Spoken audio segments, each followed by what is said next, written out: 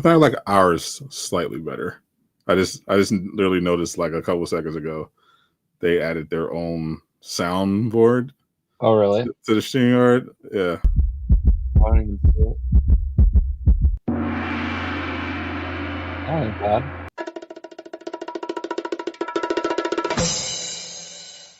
Fantastic.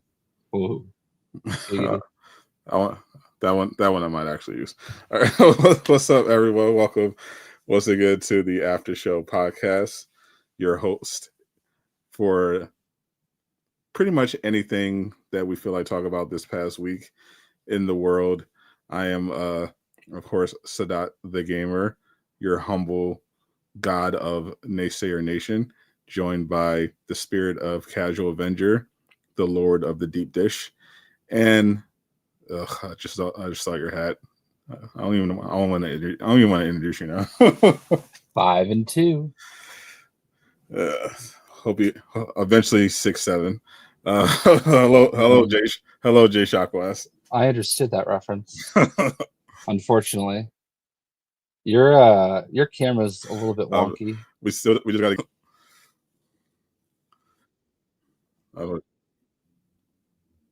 I think you might have fixed it randomly. Nope. I didn't do it. I didn't do anything. So might be some technical problems, but Jayshockblast is here, and Boston still sucks. I mean, maybe not in football, but anyway, definitely in life, and hopefully in football. Well, I don't think we're going to win the Super Bowl, but this is a rebuilding year, and I'll take 5-2.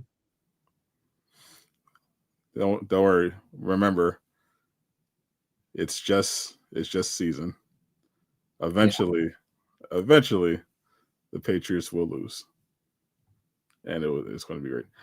All right, what's up, chat? Welcome back. Thank you for hanging out with us on another fine Sunday evening. Shout out to Gio for continuing to regain his crown as first this week. Congratulations, Gio. Marvel is next, followed by Liam. Sup, Liam? Eastwood, slacking as usual. What's up, Super Patrick? What's up, Roderick? Creeper Boss. Gabe in the building. What's up, Champagne? All your parlays came through. Ooh, congratulations. Too bad Gabe couldn't say the same thing. I'll tell you what, man. I don't. We don't have to go that far into football, but how about that Giants Broncos game? The Broncos scored 33 points in the fourth quarter and won on a walk-off after the Giants had just taken their lead, but their kicker missed the extra point. So the Broncos end up winning 33-32 because of a missed extra point, and they scored all 33 points in the fourth quarter. That is insane. Well, that definitely they definitely fucked someone's day up and won someone probably like $1 million. couldn't happen to a better city. Love it. You have athlete's foot. Any advice? I mean, the internet. Ben Gay. Does that actually help with athlete's foot? Isn't that not at all? Yeah, it's a foot. From what I understand, it's a foot fungus. Go to the doctor. That's the extent that I know of athlete's foot. I would personally just ask ChatGPT, but don't put all your or most medical advice in the hands of your large language model. But yeah, go to a doctor. I mean, I've seen probably like 1,000 commercials over my life about athlete's foot, but to I understand it is literally just a foot fungus that is very much treatable. Hello, goats. Shout Reba as well. We had a lot of stuff happen this week. Big thing, of course, in the world of Marvel Rivals, the mysterious game mode was actually PVE. No one saw that one coming. But nonetheless, very, very big deal that Rivals is finally dipping into the PvP space. PvE space, of course, they revealed the debut trailer at the Thailand Game Show, which I stayed up for at like 2 a.m. So I think it was when they finally got around that time, they got out there, and of course they revealed that the really interesting part is that they revealed they were collaborating with Marvel Entertainment directly on this mode. So a lot of implications there, a lot to talk about. We'll get into that. Also, we had some drama that was first streamer drama, but I feel like this kind of transcends just that corner internet. It's everywhere. Everyone's talking about it. This of course involving Twitch, which had one of its many fuck ups, but this one was particularly bad. Involves one of their top streamers, Emiru, getting assaulted at their annual TwitchCon. I saw you, Jay, even tweet about this, so you know it's serious. Yeah, that was some, like, respectfully, that was actually with absolutely no respect. Zero. Like, that was from the, like, I hate everybody involved with that except for the security guard. Like, that dude, I don't know. I don't know where we're getting into that if we're just going to jump into it, but I have a lot of feelings about that one. I have very clear feelings about this, which honestly not really all that different from how I usually feel. I feel like Twitch has been like horribly run just for many years now, and this one, I feel like this particular situation kind of underscores everything wrong with the platform. And we might as well get into it now. We'll talk about Rivals, and there's also some Helldivers drama to get into as well. Oh boy. And yeah, let me pull up the video. I think you just have to kind of see it, yes, to like truly understand it. So the context is Emiru is a massive streamer. She even covers Rivals as well. She's been picked for some of those streamer promotions as well. Massive streamer, one of the biggest on the platform. She cosplays and everything like that.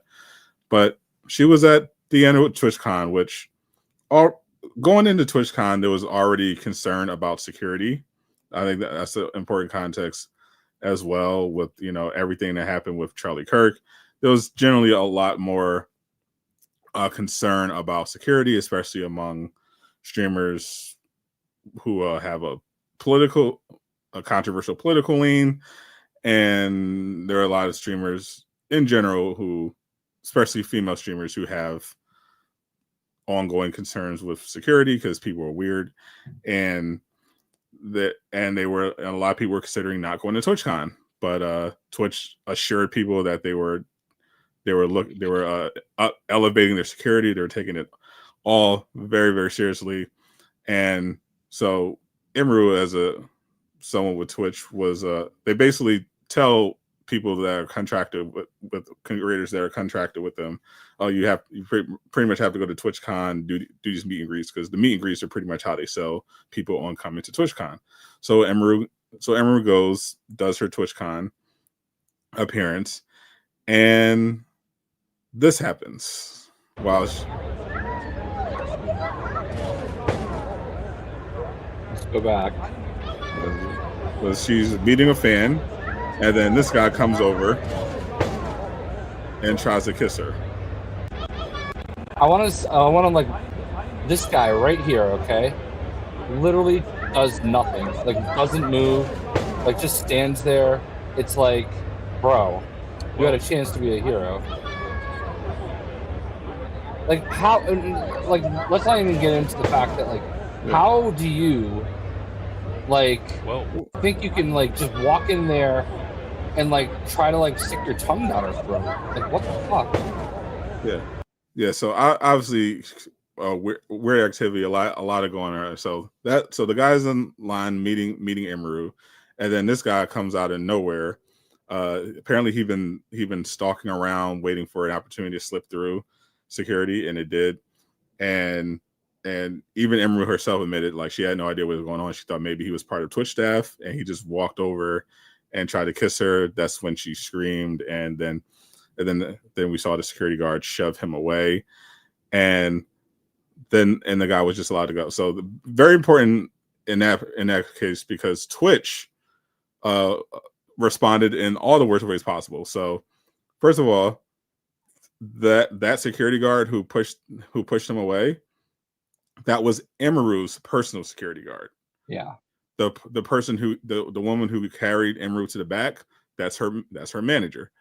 Twitch straight up lied and said that they swooped in and dealt with the guy, and that literally never happened. The security that actually stopped him, that was Emiru's. The person that brought her back, that was Emiru's people. The actual Twitch security had no idea what was going on until it was already over. And Emiru actually talked about this on stream. When they did find out what happened, they let the guy go. So he was walking around with his credentials.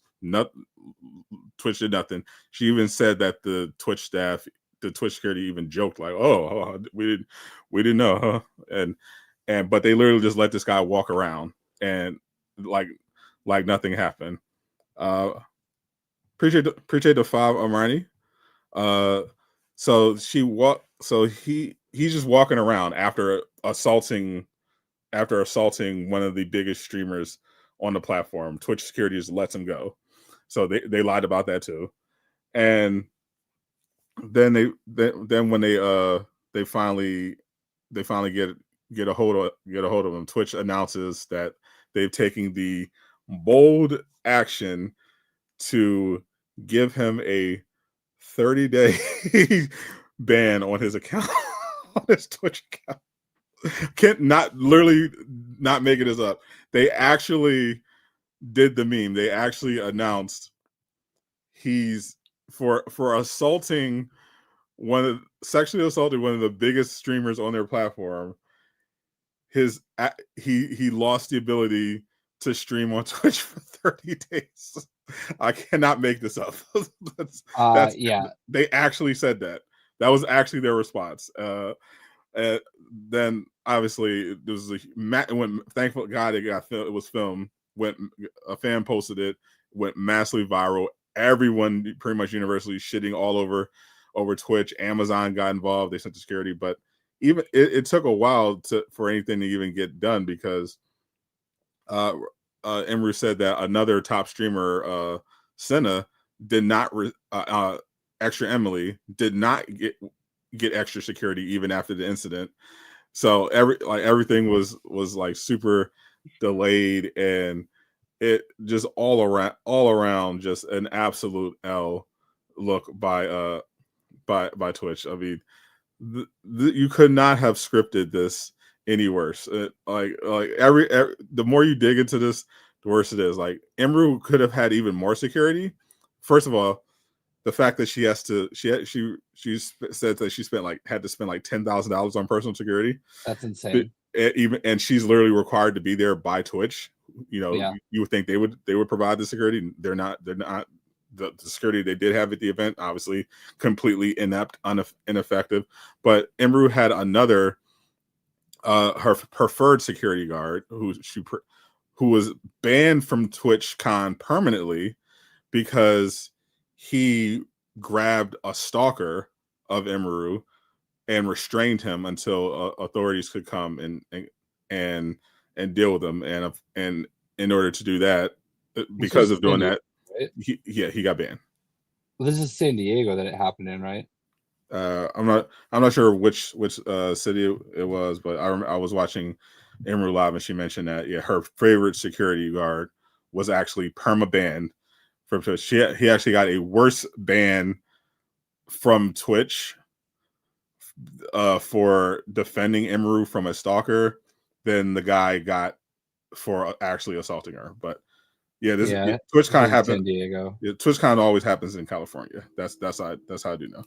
Emiru did announce that she is pressing charges. They did actually finally catch the guy. Thankfully, Emiru's fans had got photos and everything of the guy, so he was able to be apprehended eventually. because Twitch literally let security literally just let him walk around and walk and go away like nothing happened. So she's filing charges. We don't know if she's going to sue Twitch or anyone involved yet, but we do know she is pressing charges officially. And she also said that this was her last TwitchCon. She's never going back. Which good for her. Yeah. So like, here's the thing. All right. Obviously, I've been to so many different conventions over the years, and like, if you invite a guest, they are your responsibility. Yes. If you have somebody under contract to attend your event, you have to protect them. So the fact that she had to hire security to begin with is bullshit. All right. So like, if she bought a booth at TwitchCon, then I could understand that it's your responsibility to cover your assets and everything like that, or make sure, I guess in this case, you're personally protected. Right. But like, there is no world in which that guy, who by the way is a fucking hero, like, let's be real though, like, I know it's his job, it's what he was hired to do, but he like reacted perfect, like quickly, like he reacted. He got him off. Like that guy got off lucky. Like if I was standing there, I would have dropped him where he stands. I'm not like some kind of tough guy or anything, but like that guy's going down, and I don't care what the repercussions are. Yeah. Like he's definitely not just walking away like nothing happened. Like and like the weird thing is, like, the guy that was standing there meeting her, I'm sure he was like shocked or whatever, but like I'm just absolutely dumbfounded how he, like, not only did he not react to the guy walking in front of her and like basically trying, like, sexually assaulting her 100%, he didn't even react to the security guard like pushing him away. He just stood there like a statue, like deer in the headlights. And I'm like, how do you do that?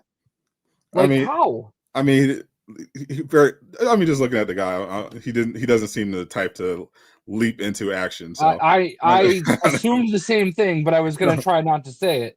But like, but nobody did anything. Like, even like, I understand you're in line, you're not necessarily paying attention, but like that happens, like, and nobody reacts, like, except the one guy. He had blue eye. He's definitely not beating the allegations.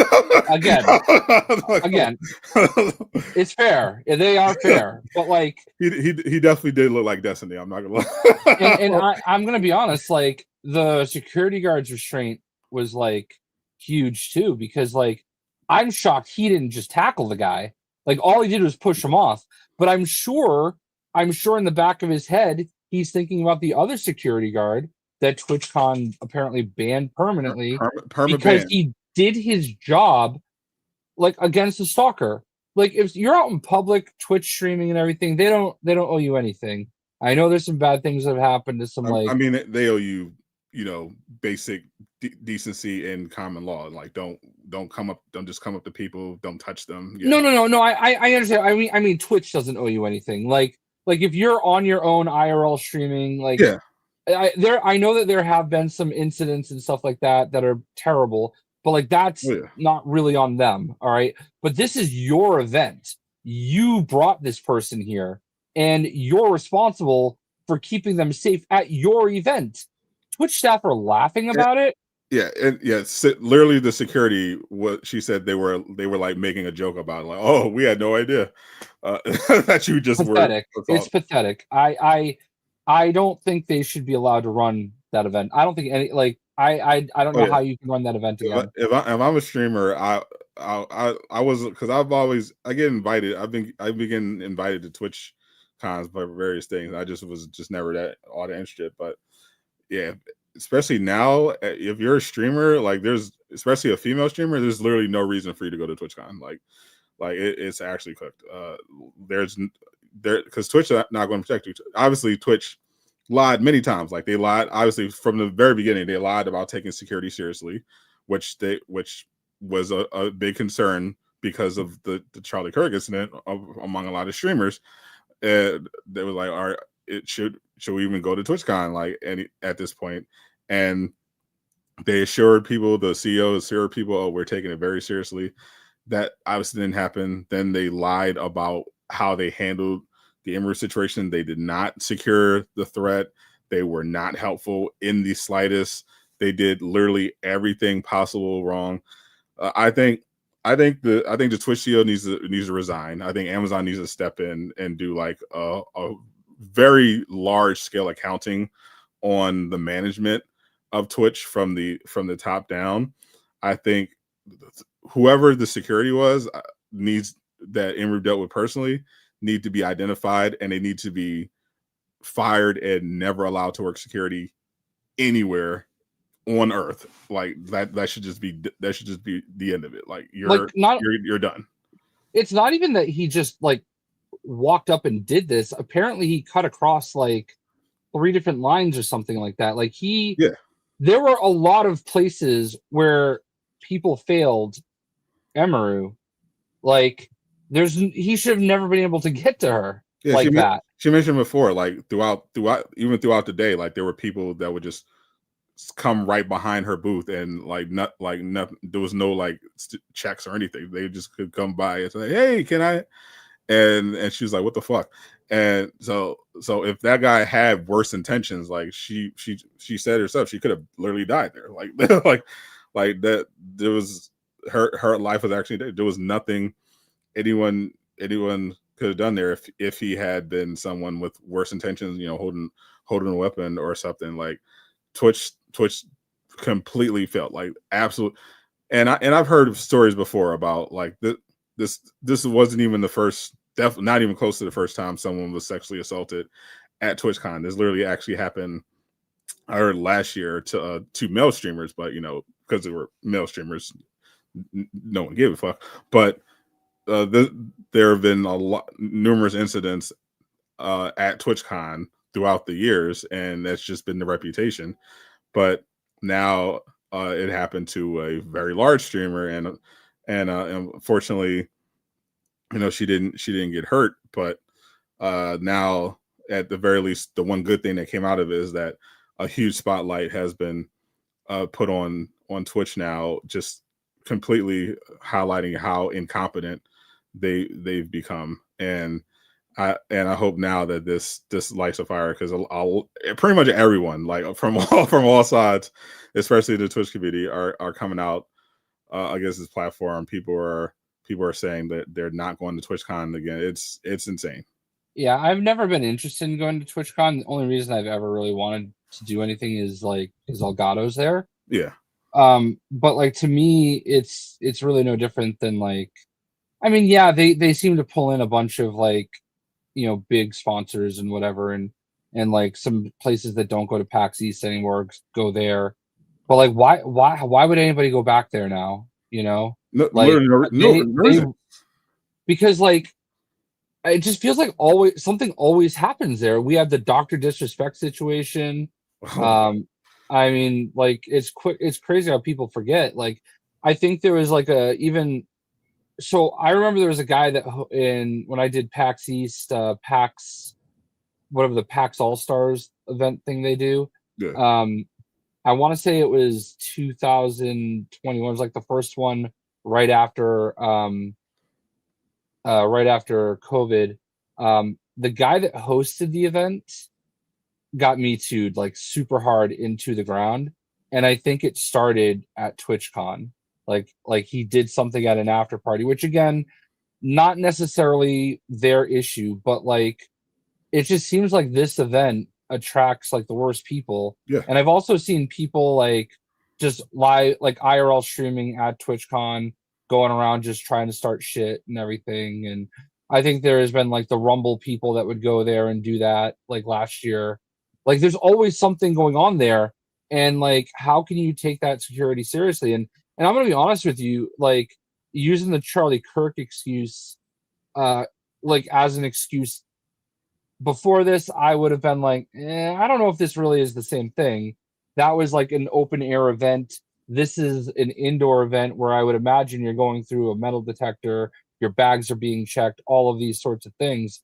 But now I don't even know if that's the case. Like, you're right. He could have had a weapon, because it does sound like their security is a joke across the board. No, it's always been a joke. Like even from what I understood, Charlie Kirk's events always have like insane security. There's it's a college campus. Like there's Yeah. you can't just walk around open carrying on a college campus. There's a lot. Right. There was a lot of rules, and even and still that wasn't a TwitchCon. I've seen people sneak all sorts of shit in the TwitchCon in the TwitchCon. Yeah. Like yeah, that's crazy. She didn't even need. You wouldn't even need a gun. Not that you couldn't get one in there potentially, but a knife, anything. You just go in there, and people were. That's why people were like, especially with political streamers, they were like, I don't think I want to go to TwitchCon, in this situation, because we don't trust that they're going to be able to handle this. And CEO Clancy has assured people, oh no, we can handle any elevated threats. We're reevaluating. We're expanding security. TwitchCon is going to be perfectly safe. And of course, it was all bullshit. It was absolute, complete bullshit. They don't take it seriously at all. I have to say, the biggest eye opener for me, the biggest thing that really left my jaw hanging, was the fact that she had to hire her own security to an event she was required to go to as part of her Twitch contract. To me, that is insane. That's like saying, when I work for Bose, they send me to some events. We'll say, what is it? The one that's in Vegas every year. BozeCon? What is it? BozeCon? No. In Vegas every year they have CES or something like that. It's the big trade show for all electronics. Is in Vegas every year. So like, say they sent me there, all right, and like they're required to make sure I'm taken care of while I'm there. Like everything that she did as part of this event should have been covered by them. Like she's your guest, you're advertising her. To sell tickets. Yeah, like she's part of what you're advertising for your event. You should be putting her in a hotel. You should be flying her there. You should be, making sure she has security, not making her pay for it herself. Yeah, she said she's had to spend 6 figures on security for cons. That's unreal. Like if they give I'm only speaking. I don't know what other cons she's gone to. If like the other cons, she's had to spend money on personal security every TwitchCon she's going to. Okay, then that's I can't even, that's insane. If she showed up on her own and was there, then sure, I could understand having your own security and being responsible. But you're an invited guest.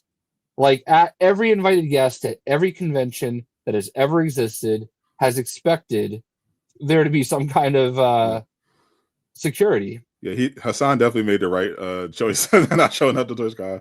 He literally called it before. Like he was like, "Yeah, there's no way I'm going to TwitchCon this year in particular." Yeah, I think that's different in a way though, like because I wouldn't have all right, I guess I would have expected it because it's a female streamer and men don't know how to fucking control themselves. But like for him, I do think it's a little different for him, but I don't know. Yeah, if I'm the judge in that situation, I'm finding whatever loophole I need to give him like maximum prison time, and I might even slide a inmate some funds, maybe get him put some ramen on his commissary to tune him up a little bit when he gets inside. Have you ever heard of the band Lost Prophets? I have. Okay. Yeah. Their singer was just murdered in jail, where he's been serving like 20-something year sentence for. I think I saw a video essay about it. He was like a huge popular singer, but he ended up being I think he was described as he was a prolific child diddler or something like that. Yeah, he had lots of child porn on his computer and all sorts of other things. I don't know every inch of the story, but like he was just killed in prison like last week, 2 weeks ago.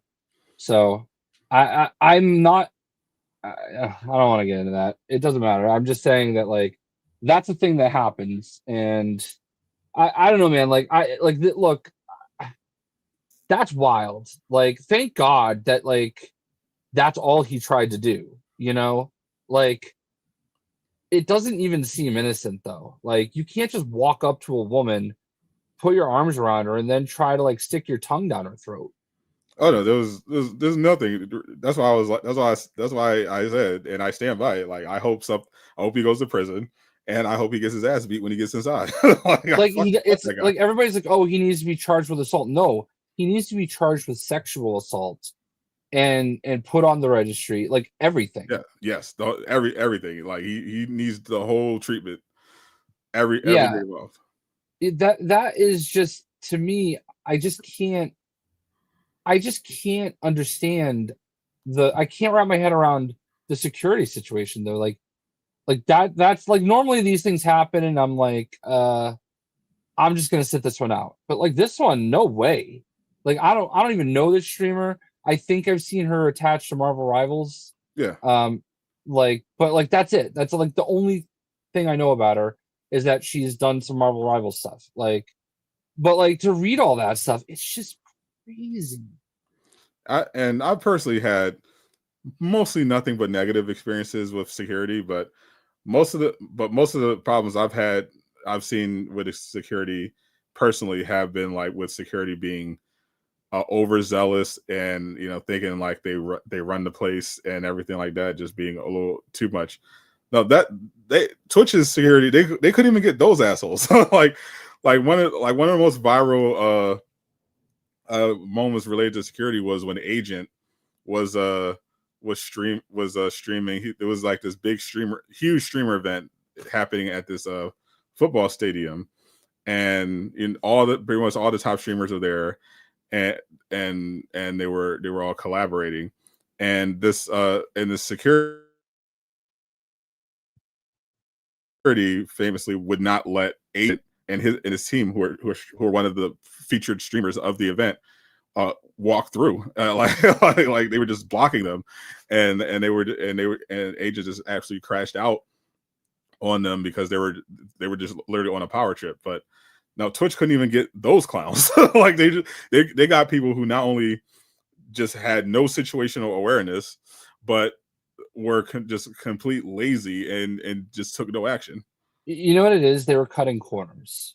Like they were trying to be cheap. They were cheaping out on it, and they just said, you know what? It's not that big of a deal. Like nothing's really going to happen. We'll just make sure everything's secure coming in, and then everything will be fine. Self-police. She has her own security. I'm 100% sure this was the thought process that went through. To some. I'm sure there was even probably less care. They were like, who gives a shit? They're fine. That's probably what they were thinking. Like, who cares? We'll just have the illusion of security. We'll just hire whatever chuckle fuck company that we can for the cheapest, and make it look like we're doing something, because they honestly do not care. There's no way they care. I don't. Twitch, to me, I don't understand. I can't even. Yeah, I saw it flash away. It literally is a matter of not only this them trying to save money. I think they legitimately just do not give a fuck about the streamers. Yeah, I can't stream on Twitch. Like they finally opened up co-streaming, but I can't stream on Twitch because when I stream, my bit rate is like 18,000 kilobytes per second. And apparently, like the limit on Twitch is like 6,000, so it just will not even stream. Will not even allow me to stream whatsoever. It's going to black screen. So I've just kind of given up on it. You're not missing much. Yeah, they definitely didn't. It's crazy that they like. She made this point. If this had not been like on video, they wouldn't have done shit. Right. Because this went massively viral, and they still didn't do shit until like everybody, literally until Amazon saw it. Like it got so bad that Amazon saw it and they were like, what the fuck? And and that's when they were forced to like pretend like they're doing something, because then they were like, oh, now it's a PR problem, so we have to try to save face here. And good on Emiru, because she said the whole thing just made her uncomfortable, being the one to like have to publicly talk about all this. She did. So she had to do a whole stream just explaining the situation. But if she hadn't, like, nothing would have been done. They wouldn't have done anything. So good on her for not only first of all, what a badass she is. Like, not only did she like handle it, yeah, she actually went back. Like, she said no one would have blamed her if she just went the fuck home and play some video games. But no, she stayed. She finished her event because she didn't want to. She actually apologized to that guy in line for him having to see that. And she said the guy was like, wait, why are you apologizing to me? That was, I'm so sorry to happen to you. I was just like, that's just what kind of person she is. Like, she finished the event, and then she goes and does a live stream, recapping everything and putting Twitch on blast. And good for her for exposing them and not letting them get away with it, like not being afraid, because I'm sure other streamers may have been too traumatized. Others would have probably been maybe afraid to lose some potential opportunities. Like, she said, no, just straight up, fuck Twitch. We're not letting this slide. and good for her. Yep. And what are they going to do? You know what I mean? Like, they're in a deep hole right now. Massive. They're not, like, they can't do anything to her. She is untouchable. Like, 100%.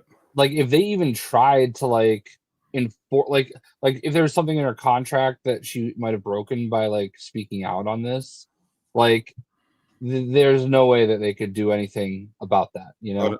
So she is in a great position, and I really respect and appreciate that she's standing on business, as they say. As you said, and especially now, hopefully, because I have no faith in Twitch, but now that Amazon is involved, I'm hoping that's going to lead to something happening, because Amazon definitely doesn't need this bullshit with Twitch. They have, I'm sure they have no trouble going in if their little investment starts fucking things up. Yeah, and it's wild because I saw some people comment. I don't know who I saw say it today, but like, I saw somebody say that Twitch was such a better place when it was just about gaming. And I mean, I don't really go on Twitch very often, if I'm being honest. Like, the only time I go on is usually for a drop, or if I'm like super bored and nobody's live on YouTube, I'll just check. Oh, is somebody live on Twitch? I'll just check it and say hi. But like, I don't know. I didn't even really think of the Hassan Piker situation. Like, I didn't even think of TwitchCon as having political people be there to begin with. You know what I mean? Oh, that's a very common thing. It's become a very common thing. Yeah, I don't really follow it that much. To me, I think TwitchCon is like basically a PAX East for streamers, and like all the peripheral companies go there so they can like show all their stuff. Like Elgato, they're there showing off all their streaming equipment and everything like that. Like, that's what I thought TwitchCon was. I had no idea that a guy like Hassan Piker would even like be on their radar. You know what I mean? But he's there. He's definitely one of the biggest streamers on the platform. There's been a lot of drama involving the political streamers. I saw something about him like shocking his dog. Yeah, that was the big controversy this week. Appreciate the 5 Amari. Yep, definitely hope we get something. I know Caboose made a video saying he was worried about the game, as he should be. But yeah, there was a big controversy. He was on a stream, and his dog was in the background, and people were saying it appears as if he is confirmed to own a shot collar, which I don't think personally should exist, but they said that he shocked his dog to get it to behave. So that became a whole thing. People calling him an animal abuser, and his defenders saying, even he didn't, but if he did, who cares? Like, it's they think of it more like, okay, well, his political positions are more important than a dog. So it's that whole thing is a shit show, but it's been completely overshadowed by the TwitchCon incident. I have most political buzzwords like muted, so like not a lot gets through. But I do also follow, like I follow the singer of All That Remains, and he's on like Timcast all the time. Like he's like one of the regular like guests. So he's super. So you get all the worst politics. Well, he's a what do they call it? The libertarian. So he's not a Republican or anything, but yeah, he does kind of go. He's all over the place, but I do see stuff. Yeah, and it's usually always terrible. This is always virtual lawyers, a lawyer. Twitch can afford better lawyers if she takes them to court. In this case, I don't think they can. I think Twitch. I think Twitch definitely can afford some lawyers, but I think Emiru has enough support where I don't think that's going to help Twitch in this situation. I don't think that's a route they want to go. She's going to have a lot of backing from a lot of people who have more money than Twitch, who have more than enough.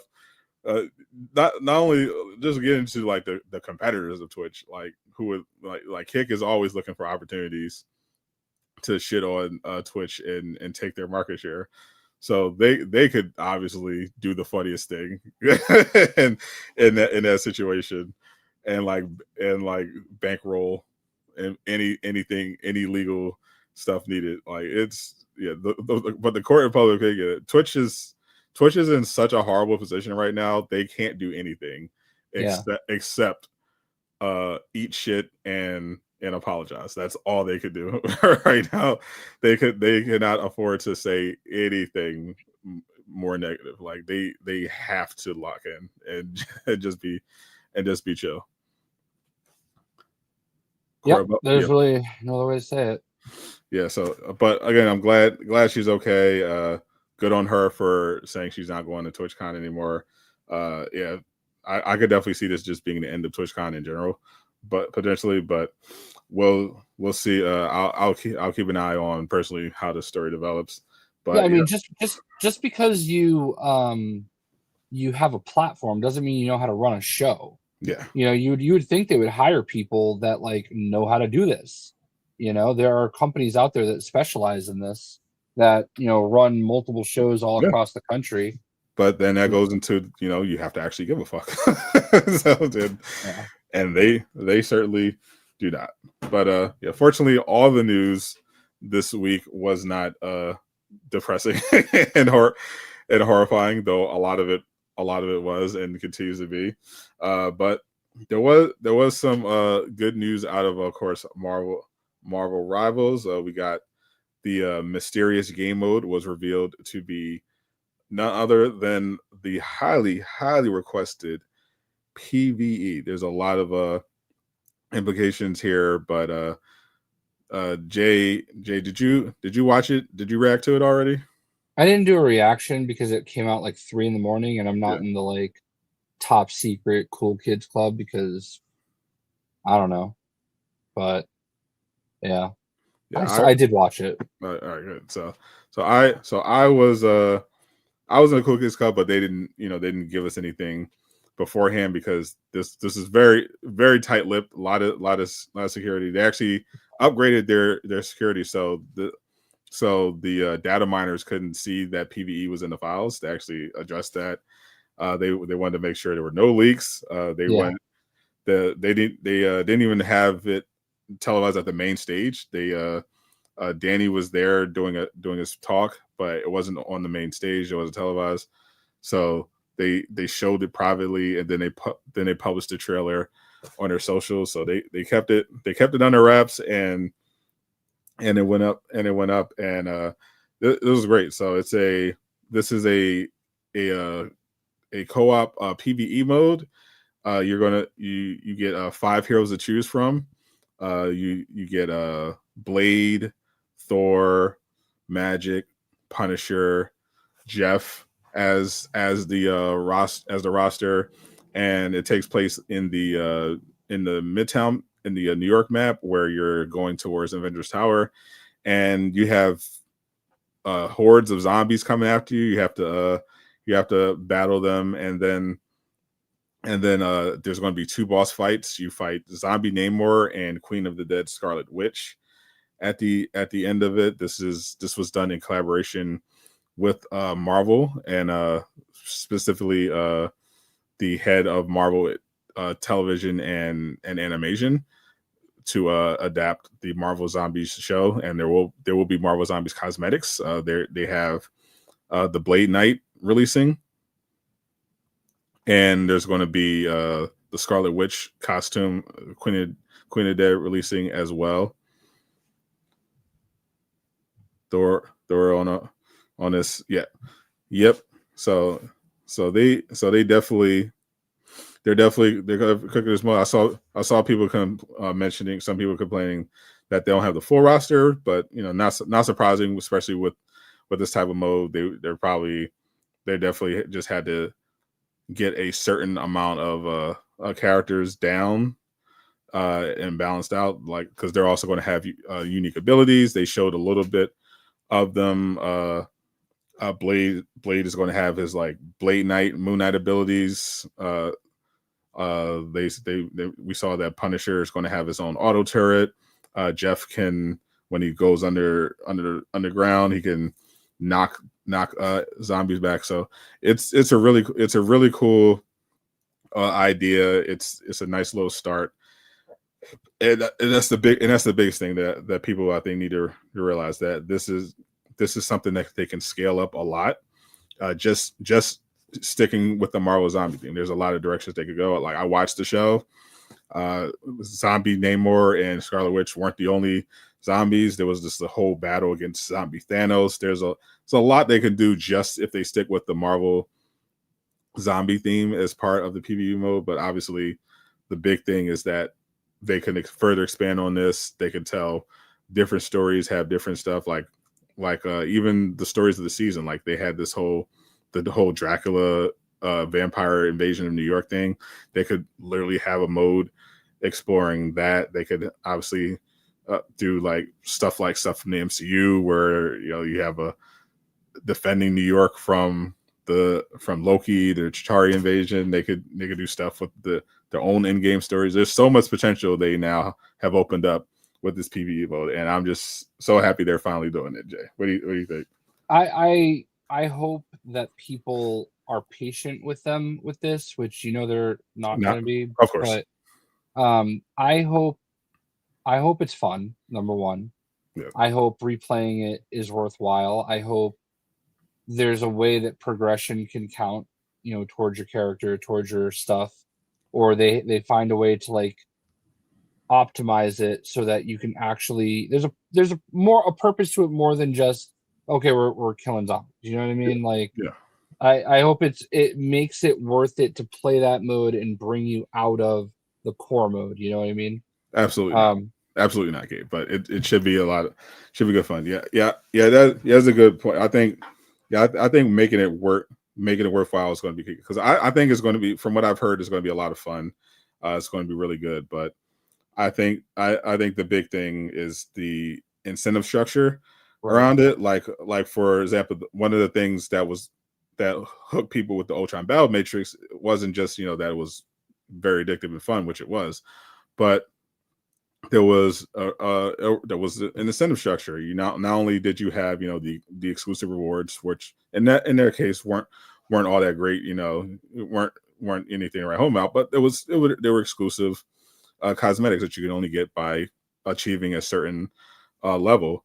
But also, that mode had a leaderboard, so not only was it just about getting those exclusive Ultron rewards for completing the battle, for advancing to the battle matrix, but also being being able to say, hey, I'm one of the top 500, top 10, people in the world playing this mode. I think I was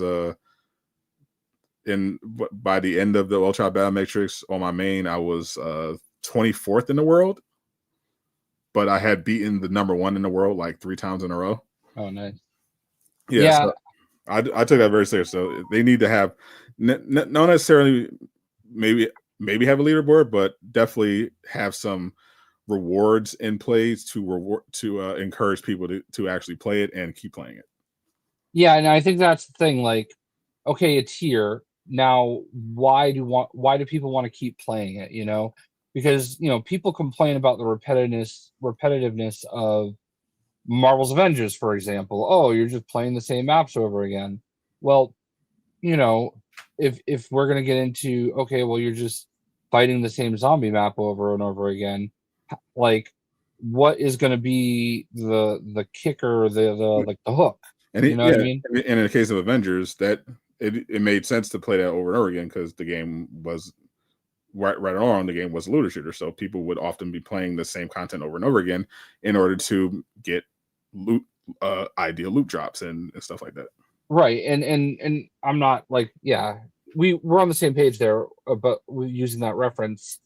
If it's fun, it's fun, right? But like at the end of the day, like there's going to come a point where, is it worth it to keep playing this game mode in lieu of playing, the regular stuff that is helping me, level up my characters so I can, get that god mode lore. Like, let everybody know that I'm a god at this game by having a lord character. Had to work that in. Of course. Like, respectfully. Respectfully. Yeah. I think like they have to find a way to make that progression work. Because I'll be honest with you, if that counts towards progression in any way, I will absolutely farm that mode nonstop. If it actually counts towards, like, if they can make it a permanent thing, like, okay, this is season 4 or 5, wherever they are, 4, we've got the Marvel Zombies chapter, and then in season 5 we've got the Age of Ultron chapter, to use your example. Like, if they can keep adding it and give it a way to matter, like, because the soccer mode didn't matter, right? Like, you got some free stuff out of it, but it didn't matter. The Jeff Splooge Fest, it didn't matter. Like, there got to be a point where do I even want to bother, right? The Ultron mode, I'm glad you enjoyed it. I just thought it was way too long and tedious for me. So I stopped playing it. Like, I really wanted the like stuff that you get out of it, even though it was just minor stuff, but it's more like the completionist in me. Yeah. But I just could not invest the time into it because like it felt like every match was like, an hour.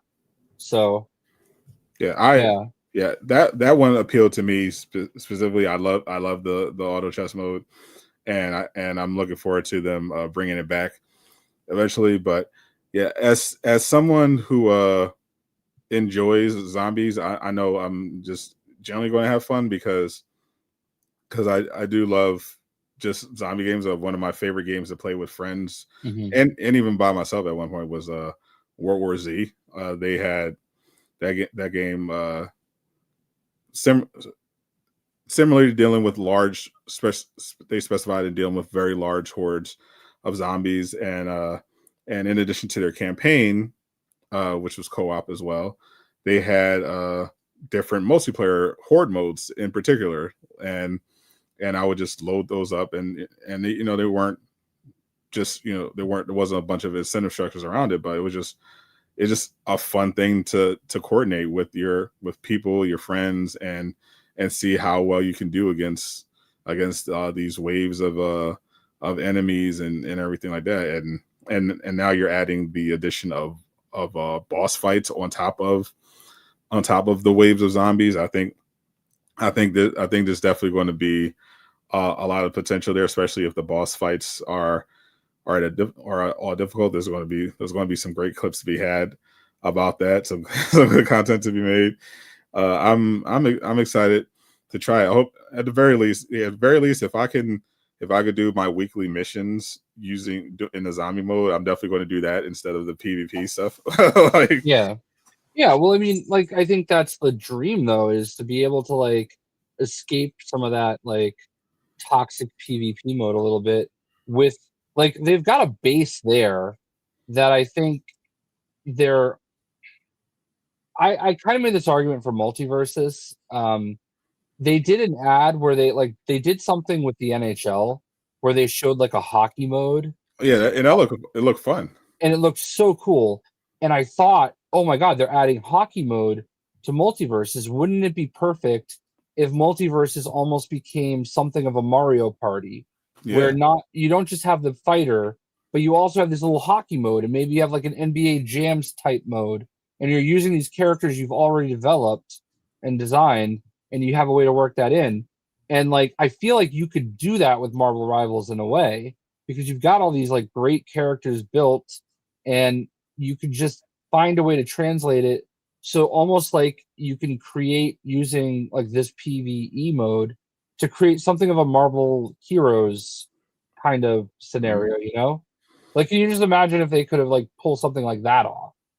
Like where it's like almost like they introduced like in a perfect world, like not right away, but like almost some kind of like MMO style thing with these characters that are already designed, developed. You can use your suite of costumes and bring it into this mode. Like that would just be so cool, and it would give this game a huge shelf life and more value. Yeah, I've been advocating this for like a year now, especially seeing all the other modes they put time in. I'm like, no, the real sauce here is taking advantage of the fact that this is a third person Marvel game.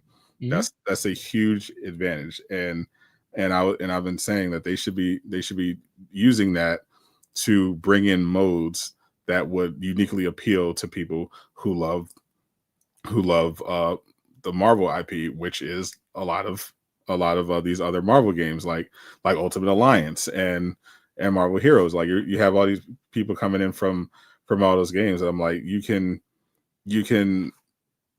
have the talent clearly to take, you know, the modes and stuff that people loved in those games and implement it as part of Rivals. You know, one of the things that have extended the relevance of Fortnite is that they've added just so much within the game itself beyond just building shit, and it's helped them a lot. And I feel like Rivals has insane potential by saying, okay, we have the competitive 6v6 stuff over here, but if you want to do like a Deadlock style MOBA, you can go over here.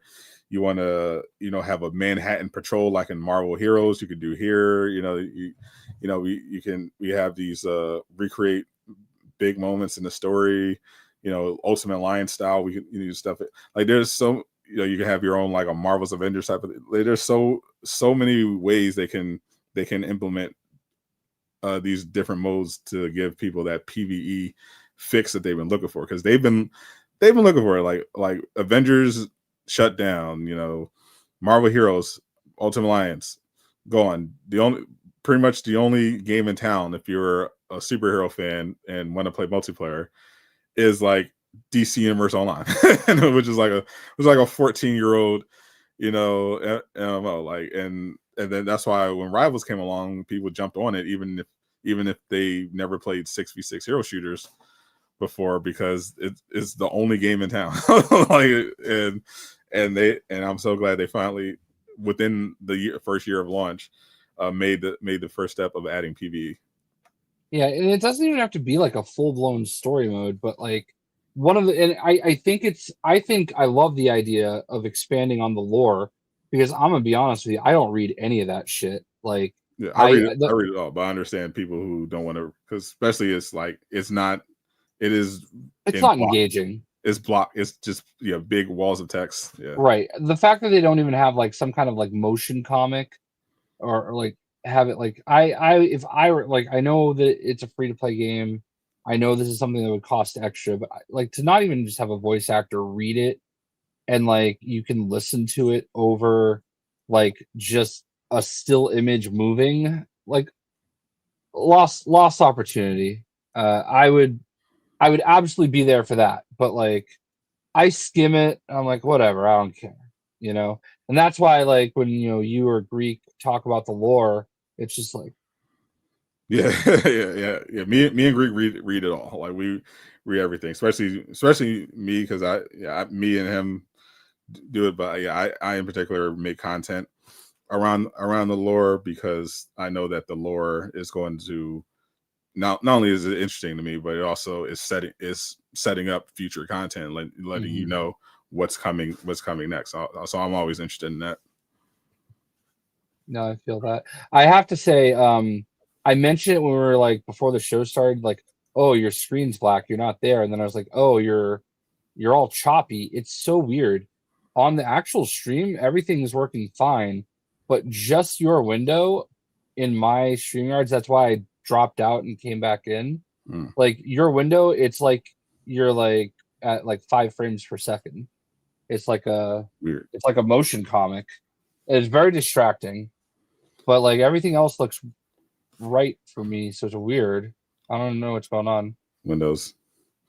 You rely on stuff for lore recap. I appreciate that, and it is fun doing it because I do enjoy reading. I am interested to see what's happening and yeah, the current lore is very interesting.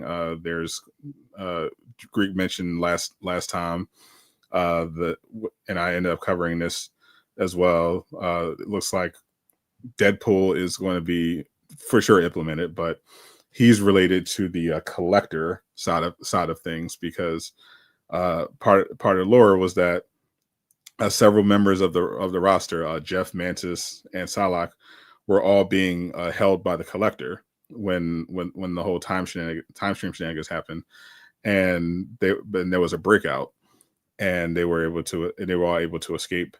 And Salak mentioned that a man in red, which we're assuming is Deadpool, was hired by the collector to bring in his attractions that escaped from his theme park.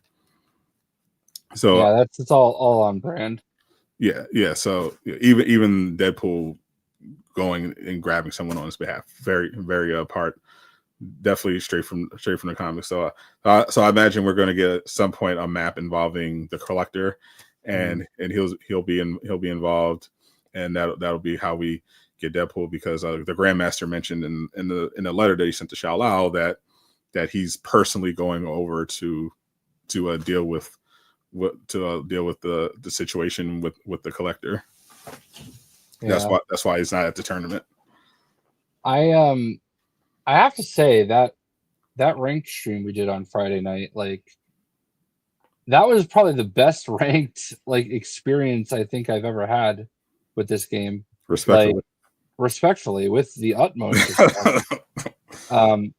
That dude tried to come back the next day, and while I was playing Pokemon, and I was in the middle of like probably the hardest like boss battle I've had to do, and he's like, "Oh, Jay, this game is more your speed."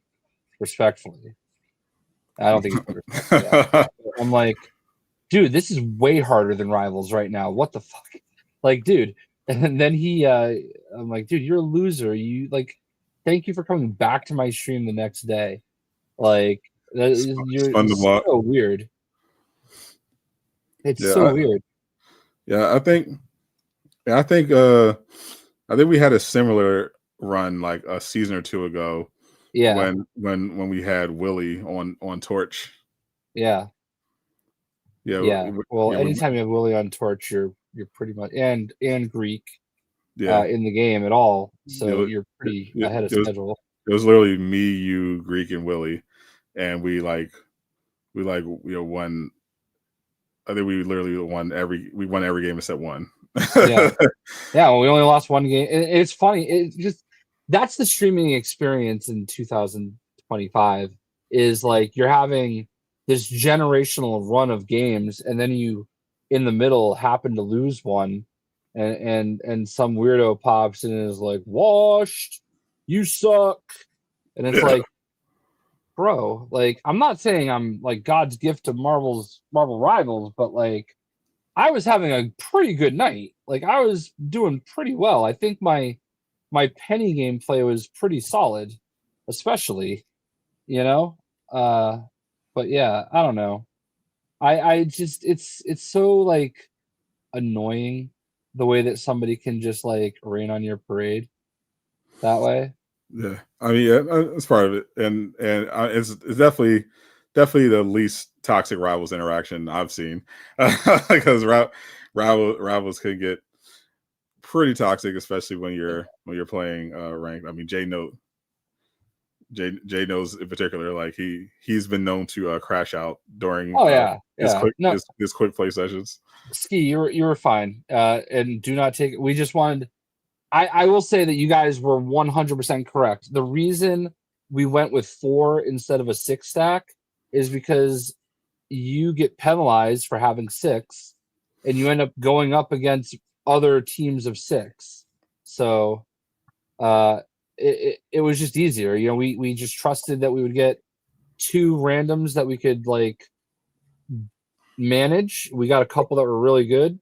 And we were just getting different matchups, and it's very clear that was what was happening. And when the other team communicates less, that's always going to be advantageous for you.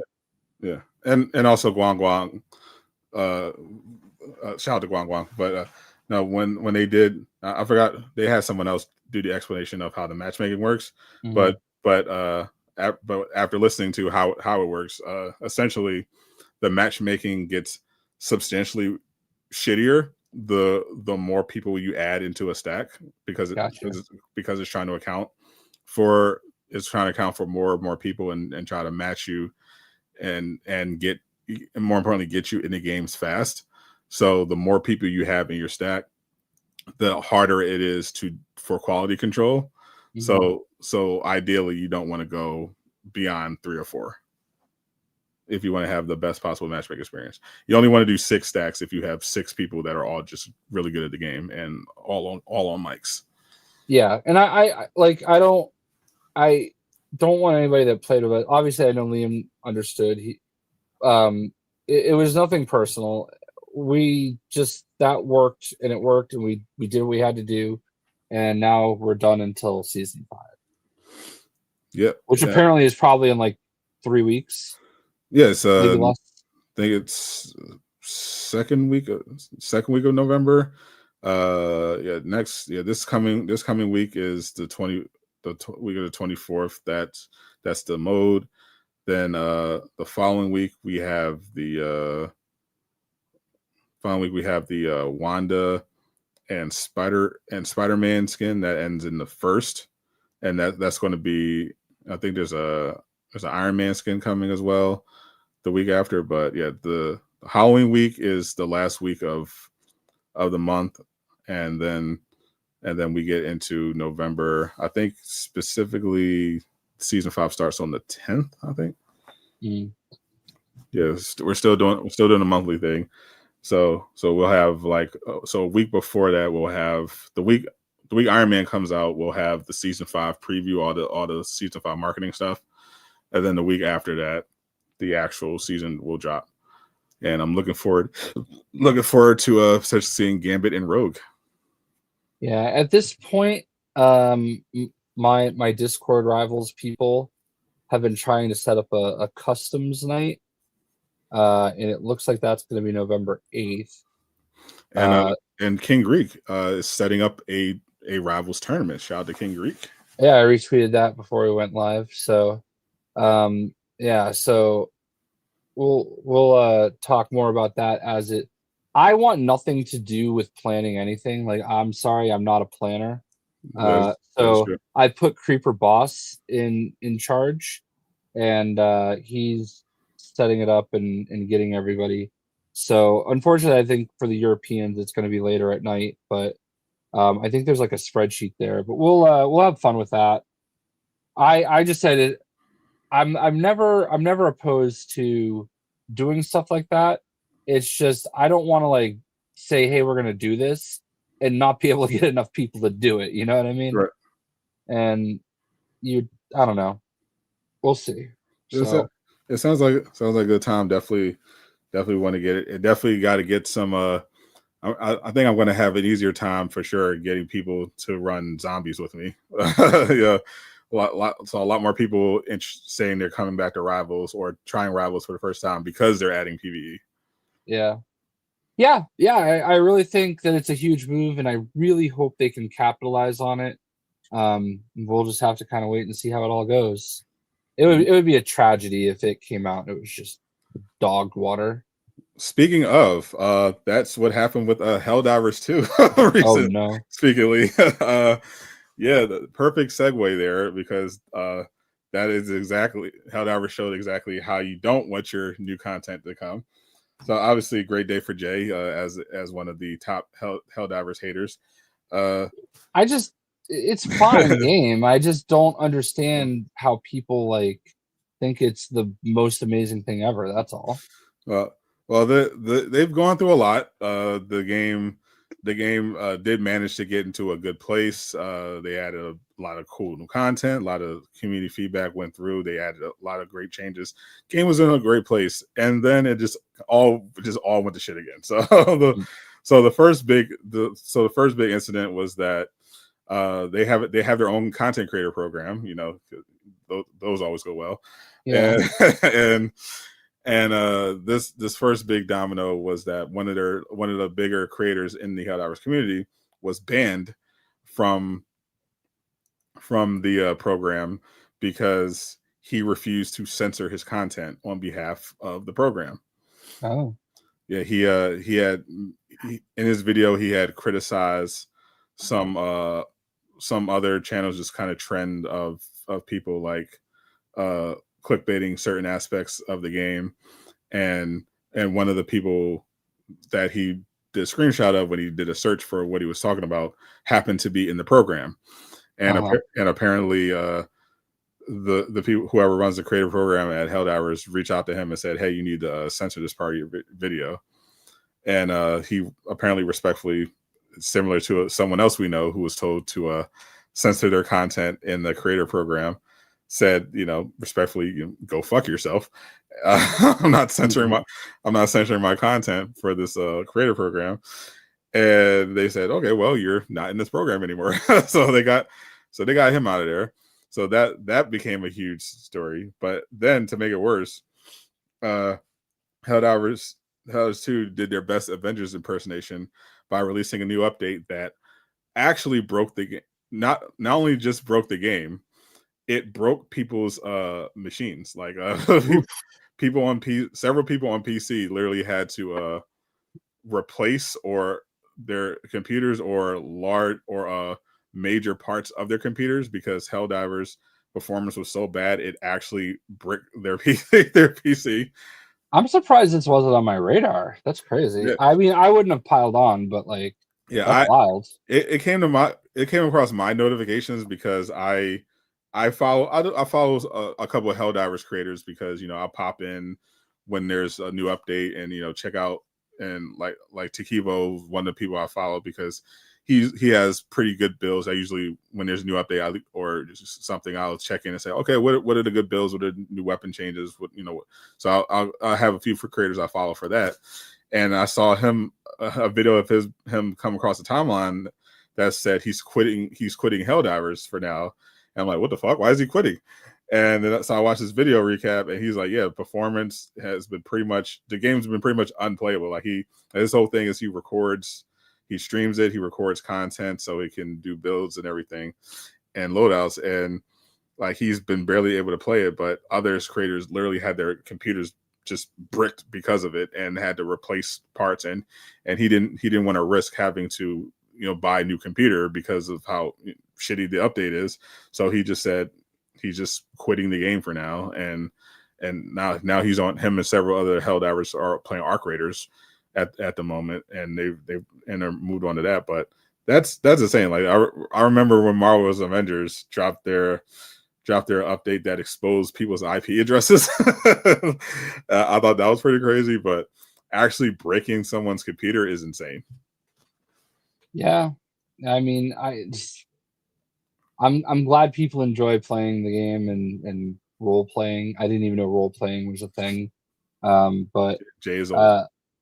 well, I didn't know role playing in that game was a thing. It's weird, but you know, I don't know that game. Like I just never understood.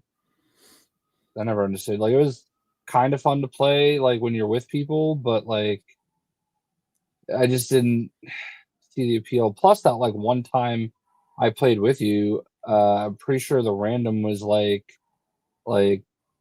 hurling racial slurs at you. So you know, it was Yeah. the full gaming experience. It was. I enjoyed the game. I thought the game was actually good. I actually did stick with it for a while. They definitely fucked up some of the balancing stuff at one point, but they rolled that back as well. So I was actually enjoying it. It was a good game. Just pop in on, do some runs, and it looked like they were building towards something. They're currently working on their next game, but they managed to not only stabilize the losses, but grow with some new content updates. So it's a shame that they've like lost so much of that momentum and positive vibes. Like this is honestly probably the worst situation they've been in since because even with the PlayStation Network situation, the PSN situation, they I think probably this is the worst it's been since then. Arguably worse, but I think arguably worse because a lot of people were pissed and quitting, but they at least had, well, people were just literally were locked out, but we're going to be locked out. But now, like a situation where people literally can't play your game or their system is going to break, and seeing like big creators leaving the game, it's like, ooh, this is bad. Yeah, I mean, there's nothing worse than putting out an update that like makes the game like hurt your computer. Like that's Like, insane. Like how does that happen? Like, yeah, I mean, it's one thing when you're like Borderlands 4 and you're putting out a game that like it's a premium almost product. requires you to have like all the top gear. Yeah. But I mean, it's another thing when a game you've had for a while puts out an update that suddenly like just bricks it. I mean, that's tough. I don't know, man. I don't know. I'm not gonna pile on them for that. Obviously it's bad, but like it's not bad because it's Helldivers. Yeah, It's it's just bad in bad general. because it's bad. Yeah. It's like, because you can understand, like, to some extent, like, especially I feel like because it's a AA studio, not AAA studios, Oh, it's people a are more, double A game. Yeah. yeah, people are more, yeah, because it's a AA studio. Like they have like, I think around like 100 people, and they're on a kind of an outdated engine, and when you have these smaller AA indie games, people are more lenient because they kind of understand. They kind of understand a little bit, but no, Helldivers devs, I don't know. They got to lock in. like because this is by no means the first time Helldivers 2 has released an update that was highly shitty, but Right. definitely the first time it destroyed people's computers. like that's a rare. Like usually updates come out, they just stuff just doesn't work. You'll have crashes and bugs and everything like that, but when you're damaging your actual player systems, that's a whole different level, because now people are going to be afraid to even play any of your future stuff, Right. because now it's like, oh well, now it's definitely not worth it. Yeah, I mean, if I loaded up a game and it like killed my like Your Xbox, no, I'm just talking about the my graphic card or something, that's it. That's like it.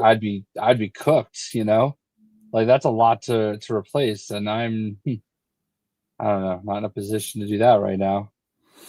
Yeah, that's why a lot of people were quitting. They're just like, oh fuck it, I'm not going to do that. I'm not. I got other shit to cover. I'm not And going to. I have a hard enough time just like recording gameplay on PC games, like any PC game, Not even like not just Marvel Rivals, which is apparently very demanding on the system, but I thought I was doing something that would help, but I haven't quite 100% followed through at the moment. But I did get the ROG Ally. Yeah, the Xbox edition. That's what $1,000 looks like. Yeah. I do not know it. All right. Well, so first of all, while it was plugged in, the thumbsticks were glowing, and now they're not. I don't know if it's actually turned off right now. At one point, yesterday at one point, I could see the reflection. The screen came on, and it did like a BIOS update. Gabe, I've literally not touched it since I turned it on, and it took an hour to do all the updates and software updates.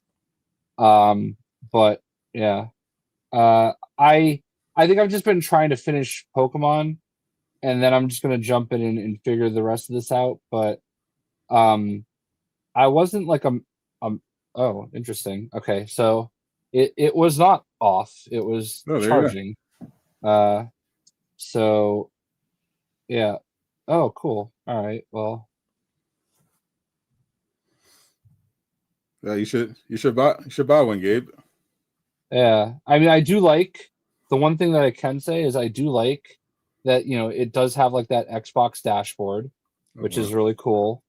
And one thing that I did also do is if I go to my library, no, I have it set up for, look at this, installed.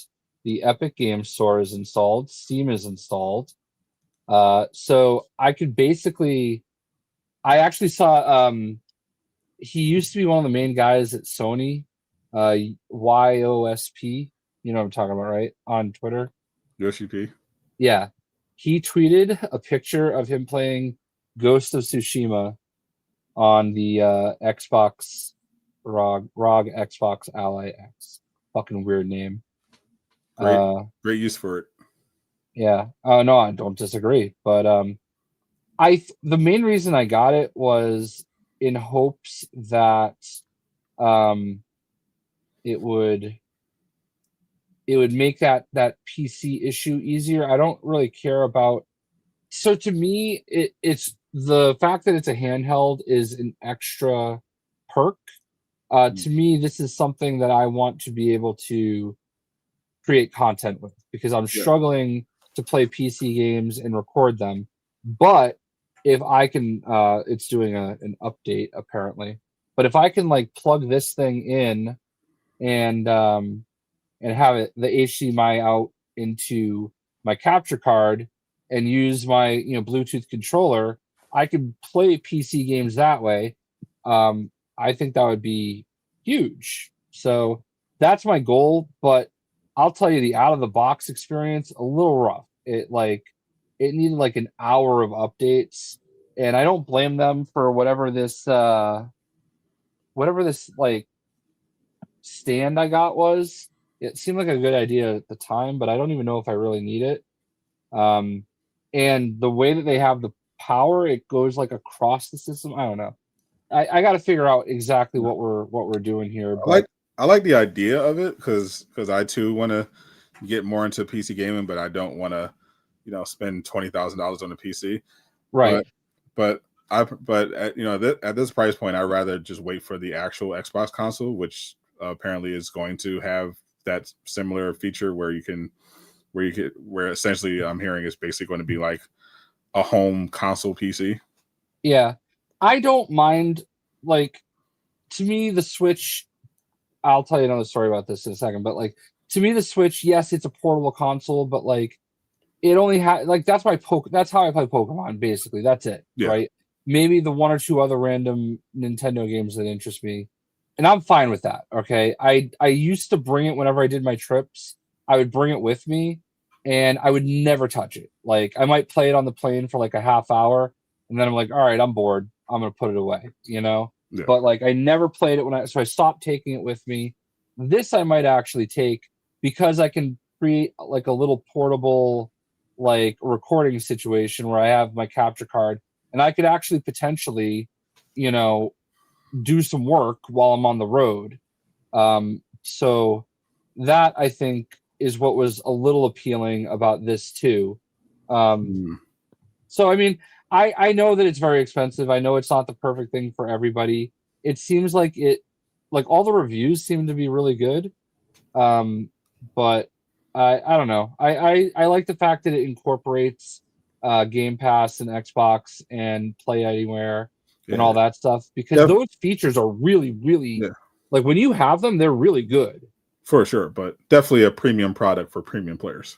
Yeah, no, absolutely. I do think it is a bit much, but if you look at it like this, like I was actually thinking about it earlier. I was like, this might actually kind of be the perfect product for Sadot, because I don't know. I know you bought like a gaming PC at one point and returned it. I don't know what you paid for that, and it could be similar to this. It could have been less, it could have been more, but like if it works for what I want to do, it could be somewhat of a solution for you. But if the next Xbox does the same thing, there's that too. Yeah, same day return. Funny enough, yeah, I do remember that. Funny enough, I think it was actually less than a Rogue Ally. Was it? Slightly less than a Rogue Ally, but yeah. I think it's going to be something I wait for, because it's going to be weird next year, because we'll know when the Xbox is dropping their new console, but we do know based on all the manufacturing leaks that Sony is planning to drop the PlayStation 6 in 2027, which is very soon for a lot of people. To me, I've had a PlayStation 5 since it launched, so not that big a deal. But I have had the PS5 Pro, and that part is going to feel weird to go from the PS5 Pro to the PS6 in such a short turnaround time. So I can definitely understand the sentiment, because we obviously knew they were building towards the PS6, but it's definitely going to feel weird to because of the late start they got, to see like them announcing and promoting the PS6 in like potentially next year and then releasing it in 2027, because like there hasn't been as many first party PlayStation games this generation as in years past. It took like several years for a lot of people to even get their hands on a PS5. Yeah. You just launched the PS5 Pro in 2024, and now literally 2 years later, you're going to be announcing the PS6 less than 2 years after launching the PS5 Pro, which was $700. You're more than that for a lot of people. You're going to announce the PS6. So I think the biggest sell is going to be, because I think with all the shit Xbox is taking on the price, I think Xbox at the very least with their PC idea, if they can execute it, they have a selling an actual legitimate proposition. Like, hey, if you're interested in PC gaming, but you don't want to go through all the bullshit of building your own PC, if you want the convenience of console gaming while also being able to experience high-end PC gaming, then this could be something for you. And that's a legit niche. That's a legit niche market, because there are people who already have their good PCs set up. They're already, they're not going to be interested. But there are a lot of people who don't have high-end PCs, who aren't into that aspect of PC gaming, who would like to get into PC gaming, but without all the bullshit associated with it. So I think that makes sense for an Xbox. But if you're like a PlayStation player, then you're essentially, it's just it's the next PlayStation, so I get it. But other than that, it's like, what's going to be the unique selling proposition for the PS6? Right. I think what you said is spot on with whatever the Xbox section Y2K console comes out. Yeah. Whatever the fuck they're gonna call it. Like, if it has a way to incorporate Steam and Epic Games, like what I just did on that thing, that is going to be a home run, I think, for them. Yeah. Because I think one of the things PC gamers really love about being a PC gamer is like it's so common to get these very cheap games on Steam. And I have a massive Epic Games library and I've never played any of the games. I just claim free games whenever they put them up there. Yeah. So like I was actually like, hold on, I can probably pull it up. I was very surprised when I looked at my library. I was like, wait, I have this? Like these are all like my games. So yeah, it was There's a ton of games I'd love to play on Steam that I just don't have the access to, and being able to do that consistently would be so much easier. Yeah, I've heard actually the PS6 is going to be lower in price. I've heard as low as 500, but I think that would be a smarter idea than trying to upcharge. I think they should definitely trend down on that. But yeah, I think in general, I'm going to be looking out for is what they're selling people on. Like what's the big leap that they're convincing people on, other than it's the PlayStation, it's a new PlayStation. Like what games? Like potentially we might have the Venom game, launching with the PS6 in 2027 that they could use to appeal to people, similar to how they sold people on the PS5 with Miles Morales at launch. But it's like, what up, for PS6, for the PS5, it's like, oh, well, we're super fast load times, which was a huge deal. And we have the new cool controller, which, most studios didn't take advantage of, but still some cool shit there. Like the load times in general was just like, yeah, that's well worth the price. But now, like, what's the incentive to get people to jump ship to the PS6? Right. No, I feel that. But like, to me, I'm one of those people where it's like it doesn't even matter. It's a PS6, so I'm obviously gonna get it. You know what I mean? And Yeah. I know that they're banking on their core audience doing that, and I know not everybody necessarily can do that, but or will, because like one of the reasons why we were getting PS4 games so late, not only wasn't just the pandemic, it's just that people weren't switching. Like at one point there was like they had massively, I think it was like out of the 100 something million people in the Sony ecosystem, like more than half of them were still on PS4 at one point. So it's just like, now you're banking on them jumping over to the PS6, and a lot has happened. Like, the economy, the tariffs, the price hikes, everything, and that could be a tough sell for a lot of people if they don't give enough of a reason to make them want to jump to the next thing. Like, obviously, you're going to have a percentage of people who have the means, who just buy whatever's new, but that's a niche market. That's a niche market. Like, that's not going to be the masses. So keeping in mind, I've never bought a single game on Epic. This is all free stuff you claim. This is my library that I've somehow, I might have bought Lego Star Wars when it was like $5 or something, but like I've mostly, to my knowledge, never bought a single game on Epic Game Store. And like Valhalla, GTA, Borderlands 2, Tomb Raider, Spider-Man Remastered, Battlefront. Yeah, so where was the Aftermath? Shout out. Yeah, so like I've got all these games already on Epic Game Store, and now I can access them through the ROG Ally. And can you just imagine, like, if you were collecting all these free games on Epic Game Store, and then now the Xbox model, P comes out. Yeah. And because it's obviously gonna have a stupid name. Yeah. Appreciate the 5 I'm Ronnie. Yeah. Yeah, they confirmed most of that in the gameplay trailer.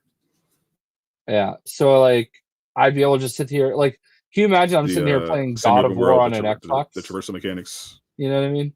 I did buy this actually for $5. Suicide Squad. Because I got that extra. It was basically buying the season pass for $5. Pretty much, yeah. That's what I end up doing it for. So, yeah. I mean, like, I barely use Epic Game Store. Although I will say, if you do ever use Epic Game Store, make sure you use creator code Jayshockblast Or creator code Durag. Or creator code Durag. Or creator code Durag. I don't care which one you use. Just use one of them. Exactly. Don't leave that box blank. You are giving Epic Games 100% when you could only be giving them 95% and giving 5% to one of us or somebody else that you like, but hopefully us. Definitely just us. Yeah. Ideally me. the cloud box, yeah. I think the PlayStation 6 is going. I definitely want to get the PlayStation 6, but I hope that they have something like cool. I'm going to be keeping a close eye on that PlayStation showcase when they announce it, because I'm wondering how they're going to pitch it this time around, because I generally think the Xbox has a really, the new Xbox could have a really strong performance here to at least get somewhat into the market. Like obviously it's ultimately going to come down to games as usual, but I think by making the new Xbox a PC, that's going to be less of an issue for them. So that's something they definitely got to do. Now Avengers 2, yeah, now we're talking. Like we get a Marvel's Avengers 2 PlayStation 6 exclusive, sure. Because I don't even think Venom is going to be a PlayStation 6 exclusive. Maybe Spider-Man 3, because I think that's coming out in 2028. But yeah, PlayStation 6. If Venom is a PlayStation 6 title, I think it's going to be on the PS5.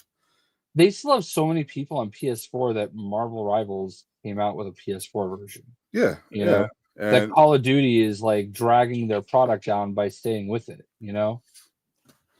Yeah, and then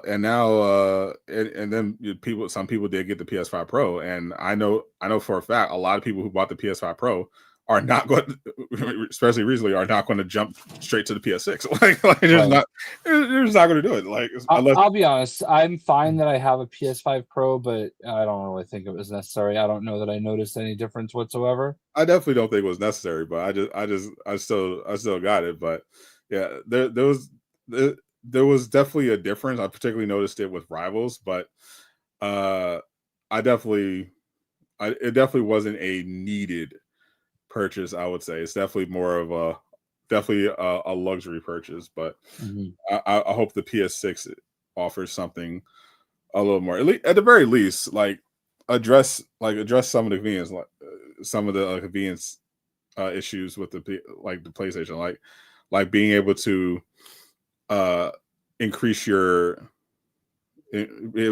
storage, for example. Like make that easier. Like why I don't want to have to open up my PlayStation every time I want to upgrade my storage. I should just be able to plug it in. Yeah, like one of these things right here. Exactly. Xbox made it super easy, but super expensive. Yeah, and if PlayStation makes it super easy without it being super expensive, like I consider that a dub. Yeah, I really this thing right here is honestly genius. I upgraded to the 4 terabyte. I have a 2 terabyte here. I should probably sell it and recoup some money. You should. I could probably get like at least $150 for it, but it's just sitting there in a drawer. I love the way they did that. It's amazing, but at the same time, they really kind of put people over a barrel and had their way with them. Yeah, I feel like the PlayStation 6 has to like, because the PS5 Pro came with 2 terabytes, and I like they have to at the very least add like some of these quality of life changes to just off rip, just not even make that your biggest selling point. Like that should just be standard. Saying your mic sounds off. Hold on. I'm having a lot of trouble with streaming cards today. Like you sound like you're underwater. Like right now. That's why I log back out and log back in. Yeah, you sound like you're doing air traffic controller duty. I think I just fixed it though, right? You fixed it. I am hearing feedback, so you technically do sound worse. What is going on? So I got upgraded to Windows Windows 11 against my will. Classic Windows. Yeah, and I don't know what. No, Colin says I sound better, so yeah. It's passable. All right, but like on my end, I feel like I'm watching you in a slideshow, and like your mic is all garbled. So there's, and this has only been happening on StreamYards. Everything else has been fine. So I don't know. Yeah, we chalk it up to a skill issue on part of Windows. Yeah, I normally when there's an update like something, I do it instantly, but like I dragged my feet on Windows 11. I was like, yeah, I don't want to do it. So, Trust your instincts. Yeah, and then it just somehow did it against my will. So what is this, TwitchCon? Yeah, right. But yeah, yeah. Game is the year of gaming is getting close to wrapping up. Yeah, next week we have Dispatch. Very much looking forward to streaming that. Ninja Gaiden 4. I think both of those are literally tomorrow. Oh no, Ninja Gaiden 4 is tomorrow. Dispatch, I think, is 2 days after that. Is that only on Steam or? Dispatch is on PS5 and Steam. No Xbox. No Xbox. All right. I don't think so. No. October 22nd for Dispatch. Yep, and Ninja Gaiden 4 is tomorrow, and I'm definitely I have Ninja Gaiden 4. Still haven't. I think I'm just gonna stream it, and then November, obviously Battlefield 6 is already out, but November is Where Winds Meet, and then I don't think there's anything big released in December other than the My Hero Academia game. I think that's the biggest thing coming out for December. But December is, of course, the Game Awards, which will be obviously huge deal in particular. Because there's so much coming in 2026, and the Game Awards is going to set the tone for a lot of what to expect. You know, we have a lot of superhero games coming out, potentially coming out next year. We got, you know, I made my video today covering just the Marvel stuff that's coming out, but yeah, beyond that, you know, you got Lego Batman, Invincible, Tokon Fighting Souls, Wolverine, Undefeated Genesis. We still don't have a date for the Wolf Among Us 2, which was supposed to come out this year, but looks like it got delayed again. Like Rise of Hydra, there's so much stuff coming out next year, and it's going to be absolutely stacked. You just reminded me that I got an email about that Where Winds Meet game. So, yeah, I've got, this week is also the Outer Worlds 2. Oh yeah, that's right. Very excited to be able to talk about that a little bit more. What else we got? Been playing a lot of Pokemon Legends ZA. A little bit of a controversial game, I guess. I guess people have been complaining about it. A little bit. I've seen some. I've seen a lot of actually pushback against the Pokemon game. I'll say this. I think if you are a Pokemon fan, it's a fun game. There's some changes I don't love, like the Pokemon attack you and not your Pokemon, and that's really weird to get used to. And if you go into a region where there's like a lot of Pokemon, they can all attack you at once. It's a little chaotic. So like, I feel like I like the way they redesigned the gameplay, but it's just a little different, and it can actually be really hard. It feels like you're playing what is it? The Souls games where you have to keep Elden Ring. You have to like keep rolling and out of the way and stuff like that. But like there's no health bar for you, and you can die, so like that can ruin everything. And it's just weird. It's just a weird way to do it. but like the story is interesting, and if you're a Pokemon fan, you'll recognize it from the X and Y storyline. I don't, but everybody keeps telling me, oh, this is X and Y. Put me in the game. Yes, Colin is my Garchomp. I've been naming my Pokemon after people. Oh, nice. At request. So Colin is a Garchomp. Eastwood is a Trevenant, which is a giant haunted tree. I felt like that was fitting since Groot and Rocket, you know what I mean? And he's 100 years old. Yeah, you know. So it's like a 7 out of 10 for me right now. Like, which is fine. I understand people being upset, you know, you're paying $70. It does feel smaller in scale to Pokemon Scarlet and Violet, but I do think it's a $70 game. I think you're going to get $70 worth of content out of it. Like, I think it's going to, you know, I'm 40 hours in at this point. So like, I feel like it's worth your time if you're a Pokemon fan, but I also understand where it feels so much smaller and it is a little bit different, why people might not enjoy it as much. I don't know what the big complaint is though. Like, it looks great on Nintendo Switch too. It's definitely the best looking Switch game I've ever played. It's definitely the best looking Pokemon game I've ever played. I mean, there are definitely features missing though that were in other games. Like, one of the things I like to do is every once in a while I would just do a random trade where it would basically you would just randomly trade with somebody. You'd both of you loaded in, you like just put a Pokemon in, and somebody would just send you a random Pokemon. You had no idea what it would be. Sometimes it was like nothing, and sometimes it was actually like something cool.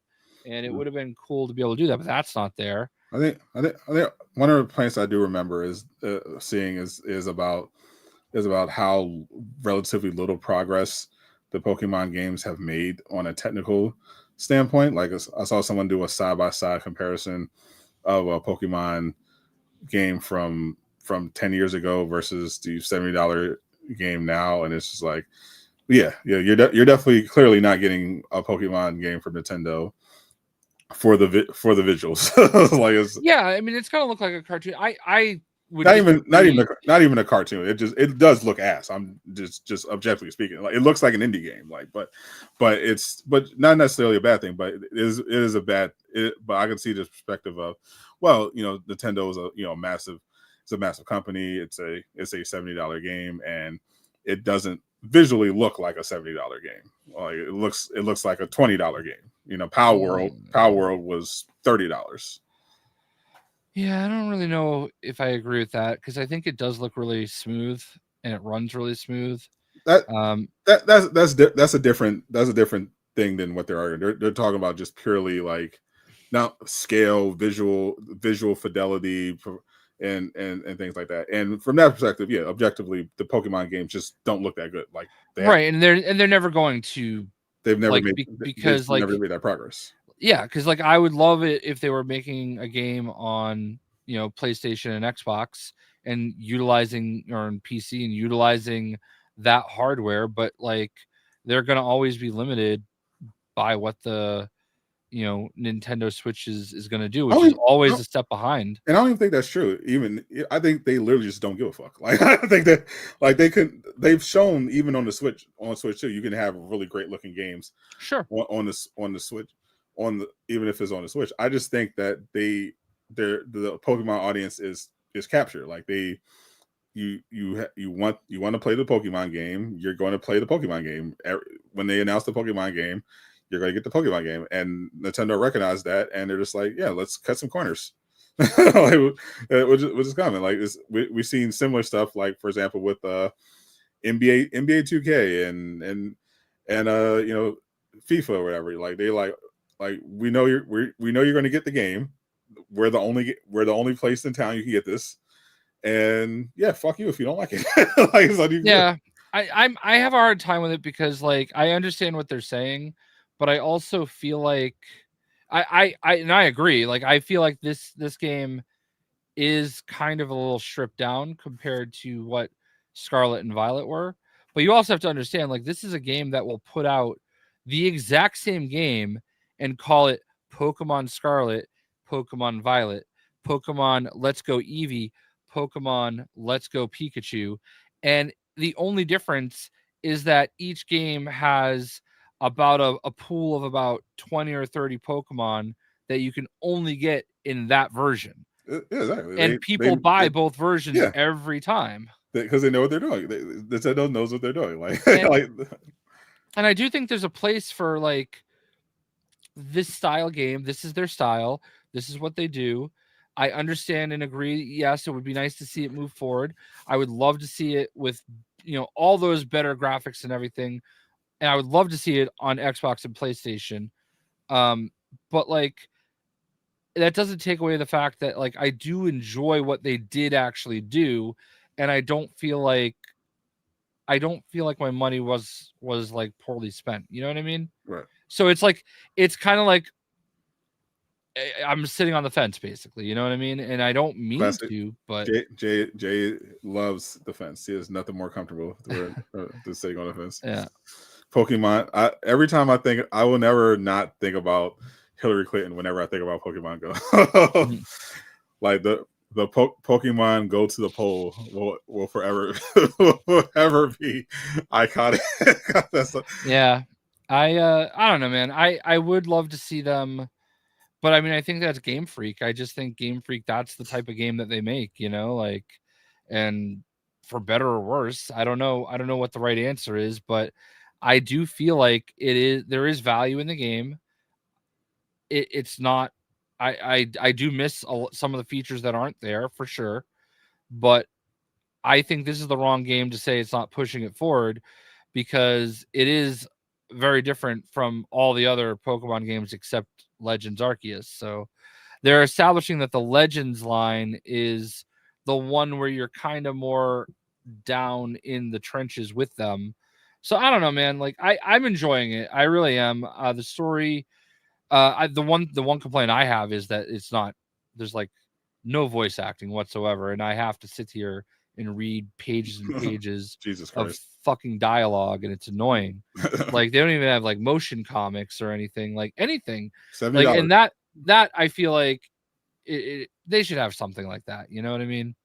But everything you're telling me seems to like validate everything I've heard about people complaining about the game, the state of the game, and not pushing forward and everything. Like it literally just feels exactly like what I said. Like Nintendo is just cutting corners because they know they can get away with it because people are going to buy the new Pokemon game no matter what. Yeah, and I do think there is some validity to that, but I also think it sucks because like it sucks that I do enjoy the game for what it is. Obviously it was driving me crazy because I couldn't catch an Eevee to save my life.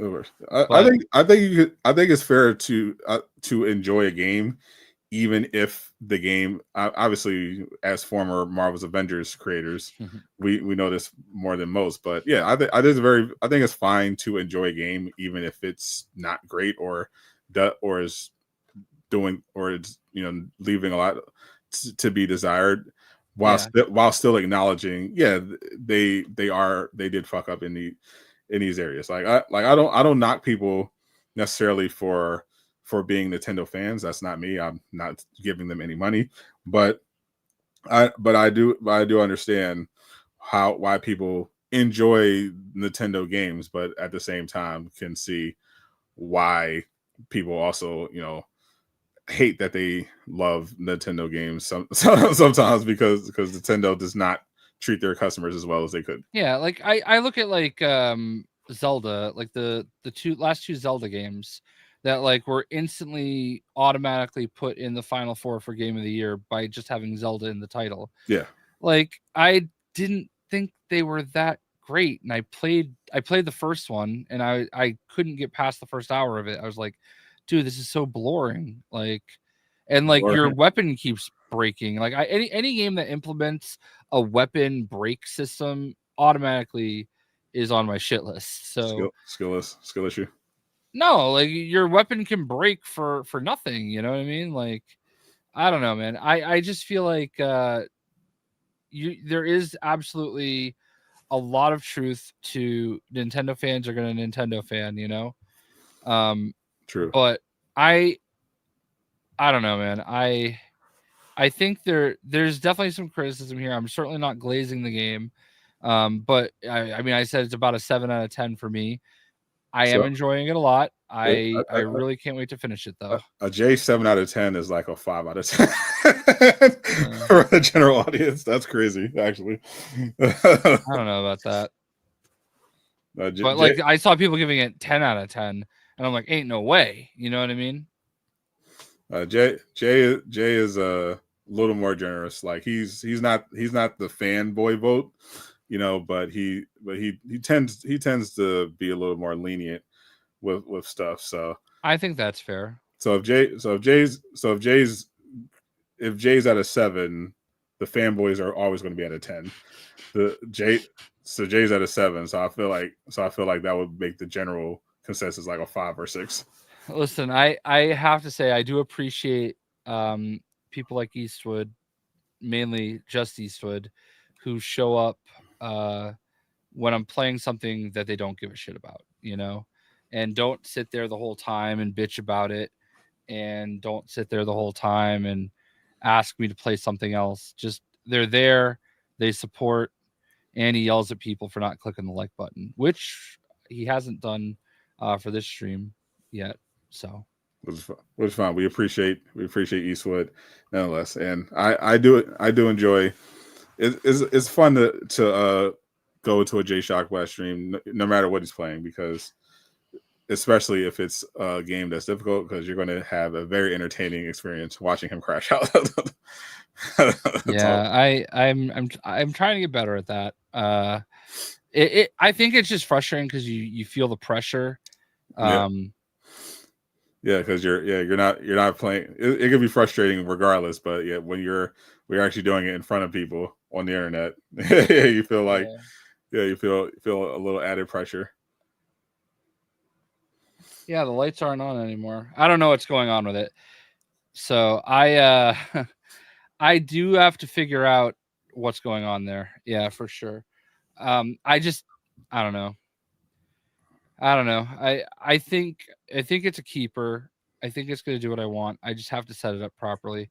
The bigger problem was like trying to move stuff around on my desk so that it would fit fine. That's what she said. Yeah.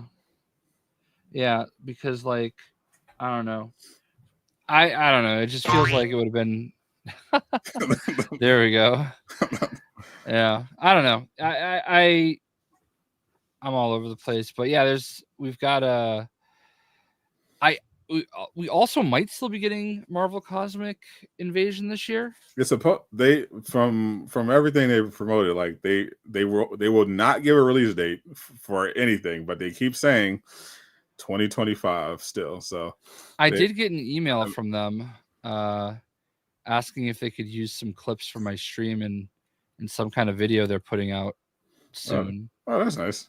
So they said if they said their partners should reach out to me about a code, but if not, they would take care of me. So that's cool. I'm still waiting to hear from them. I heard I got a Werewolves Meet email. I'm waiting for and I got Dispatch email. I'm waiting for Cosmic Invasion. I'm just assuming it's coming out in November or December.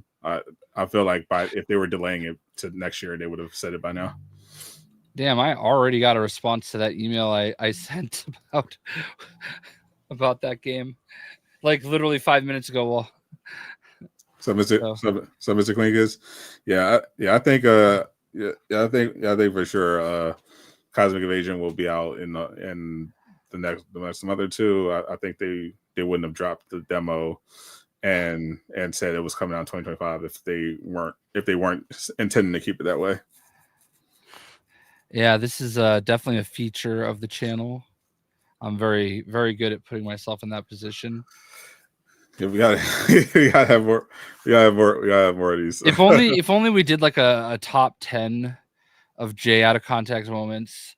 I already know what number 1 would be, even though I don't think it wasn't on this channel. No. It was when I told Gio that I liked it more when he was 14. Yeah, yeah.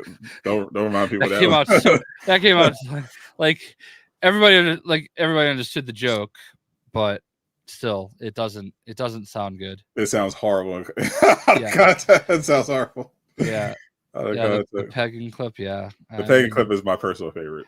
Yeah, that's the unfortunate part about Sadot having all the control is he never takes himself out of context. I'm just the butt of the joke. I'm always careful with my content. See, I understand that, like, you know, saying something kooky and stupid like that is, you know, it's people are gonna laugh at it and watch it. So I'm okay with being the comedic relief here. We all know Sadot's not really that funny anyway. I'm hilarious. I actually did include one of my clips in there in our shorts feed of saying something out of pocket. So yeah, I'm an equal opportunity. It's just Jay's usually the one that says the most outrageous shit without realizing it. It is good. Yeah. But I think that covers everything for this week. Appreciate everyone hanging out. Dumb comedian. That's a good one. I like that. Yep. Appreciate everyone hanging out with us again. Hopefully next week we have. I want to try to get a guest or two on next week at the very least in honor of the new PvE mode in Rivals, which I hope you guys, if you play Rivals in the chat, will be playing some zombies with us. We'll also probably have a review of some of the games coming out next week. I'm sure Jay will be yapping about Outer Worlds 2. I'll be yapping about Dispatch and maybe a little Ninja Guide, but mostly Dispatch because that's what I'm most excited about. So we'll catch you guys next time. Thank you again, as always, for spending your Sunday evenings with us. I'm Sadot the Gamer. I am not Casual Avenger.